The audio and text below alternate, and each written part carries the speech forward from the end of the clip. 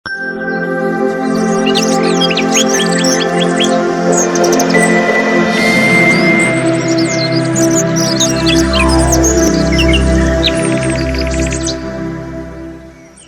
அருள்நாதர் இயேசு கிறிஸ்துவின் இணைதான நாமத்தில் உங்களுக்கு அன்பின் வாழ்த்துக்கள். என் அன்புக்குரியவர்களே, தேவாதி தேவன் மற்றும் ஒரு புதிய நாளை அவர் நமக்கு காண செய்திருக்கிறார்.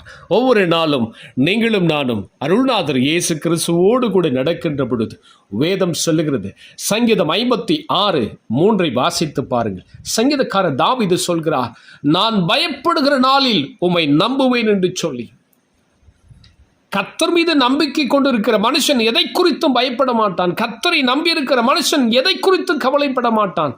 இன்றைக்கு ஏழை முதற்கொண்டு பணக்காரன் வரையிலும் இந்த கவலை அவனை ஒட்டி கொள்கிறது. ஏதாயிலும் ஒரு விதத்தில் ஒரு சின்ன கவலை அவனை தொற்றிக் கொள்கிறது. அவன் நம்பிக்கையற்ற ஒரு சூழ்நிலையிலே, தன் நம்பிக்கை இழந்து போகக்கூடிய நிலையிலே அந்த கவலை அவனை மாற்றி விடுகிறது. கவலைகள் 2 வகை. அதில் ஒன்று அடிப்படை தேவை முதற்கொண்டு எல்லாவற்றுக்கும் கவலைப்படுவது. மற்றொன்று இழப்புகளாலும் ஏமாற்றங்களாலும் தோல்விகளாலும் உண்டாகும் கவலை. முதல் கவலை குறித்து அருள்நாதர் இயேசு கிறிஸ்து சொல்கிறார், எண்ணத்தை உண்போம் என்று உங்கள் ஜீவனுக்காக, எண்ணத்தை உடுத்துவோம் என்று உங்கள் சரீரத்துக்காக கவலைப்படாதிருங்கள். தனக்காகவே பொக்கிஷங்களை சேர்த்து வைக்கிறவன் தான் இப்படி கவலைப்படுவான். எனவே இப்படிப்பட்ட கவலை நீங்கள் விட்டுவிடுங்கள். இரண்டாவது ஒரு கவலை. இந்த கவலை ஒரு நாளும் வெல்ல முடியாது. அதை கடந்து மட்டும்தான் செல்ல முடியும். ஏனெனில் வாழ்க்கையில் இழப்புகள், தோல்விகளால் ஏற்படும் கவலைகள் கடந்து செல்வது நெருப்பின் ஊடாக கடந்து செல்வது போல. எனவே பொசுங்கி போகும் புல்லாவது புடமிடும் பொன்னை போல மாறுவதும் உங்கள் நம்பிக்கை எதன் மேல் இருக்கிறது என்பதை பொறுத்தே நீங்கள் எந்த அளவிற்கு வலிமையாக இருக்கிறீர்கள் என்பதை அது வெளிப்படுத்துகிறது. ஏமாற்றத்தின் மத்தியில், தோல்வியின் மத்தியில், நம்பிக்கை துரோகத்தின் மத்தியில், இழப்பின் மத்தியில் இந்த கவலை வெல்லவே முடியாது. இழப்பை சந்திக்கிற மனுஷன் வாழ்க்கையில் அந்த கவலையை வெல்ல முடியாது. ஆனால் அதை கடந்துதான் செல்ல முடியும். என் அன்புக்குரியவர்களே, அப்படிப்பட்ட ஒரு கவலை உங்களை ஆட்கொண்டு கொண்டிருக்கிறதா?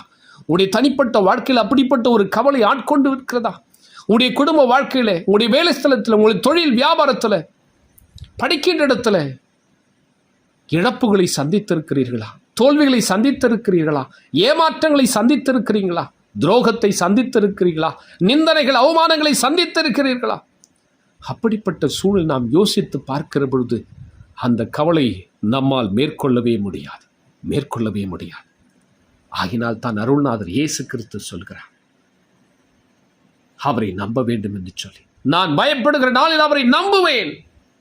அவர் மீது நம்பிக்கை வைத்து அந்த கவலைகளை நாம் கடந்து செல்ல முயற்சி செய்வோம்.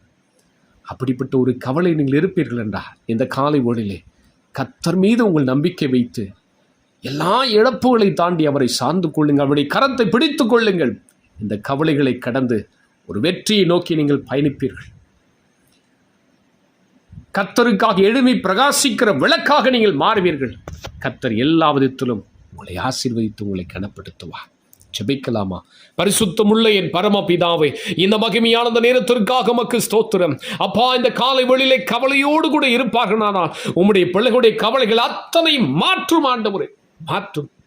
இழப்பின் மத்தியிலே, தோல்வியின் மத்தியிலே, ஏமாற்றத்தின் மத்தியிலே, துரோகத்தின் மத்தியில் உம்முடைய பிள்ளைகள் கடந்து சென்றிருப்பார்களானால் ஏதோ ஒரு கவலை உடைய பிள்ளைகளை ஆட்கொண்டு இருக்கிறது. அவருடைய உள்ளத்தை ஆட்கொண்டு இருக்கிறது. அவருடைய உள்ளத்தை வேதனைப்படுத்திருக்கிறது. அவருடைய சிந்தனைகள் அவளை வேதனைப்படுத்துகிறது. இந்த கவலையிலிருந்து வெளிவர முடியாத ஒரு சூழ்நிலை, குடும்ப பிரச்சனை, சமாதானம் இல்லாத பிரச்சனை, கடன் பிரச்சனை, தேவைகளை குறித்த பிரச்சனை, ஏதோ ஒரு காரியம் கவலை ஆட்கொண்டு விடுகிறது. அப்பா, இந்த கவலைகளை மேற்கொள்ளத்தக்க கிருபையுடைய பிள்ளைகளுக்கு கொடுத்துள்ளும். இந்த கவலைகளை கடந்து செல்ல பரிசுத்த ஆவியினுடைய பிள்ளைகளை பலப்படுத்த வேண்டுமா நான் ஜெபிக்கிறேன். என் ஆண்டவர் அப்படி செய்ய போவதற்காக ஸ்தோத்திரம். இழப்பின் மத்தியிலே கர்த்தர் உம்முடைய பிள்ளைகளை பலப்படுத்த, உம்முடைய பிள்ளைகளை ஆசீர்வதிப்பதற்காக நன்றி, கோடாகோடி நன்றி. இந்த நாளில் முழுவதிலும் உடைய பிள்ளைகளோடு கொடுத்து கர்த்தர் வழிநடத்துங்க. பெரிய காரியங்களை செய்து உங்கள் நாமத்தை மகிமைப்படுத்துங்க. இந்த வார்த்தை கேட்ட ஒவ்வொரு பிள்ளைகளுடைய ஆவி, ஆத்துமா, சரீரம் ஆளுகைக்கு கொடுக்கிற இயேசு கிறிஸ்துவின் மூலம் வேண்டிக் கொள்கிறேன் பிதாவே. ஆமேன், ஆமேன். என் அன்புக்குரியவர்களே, கர்த்தரை நம்பி கவலைகளை கடந்து செல்லுங்கள். கர்த்தர் உங்களை ஆசீர்வதிப்பார். God bless you.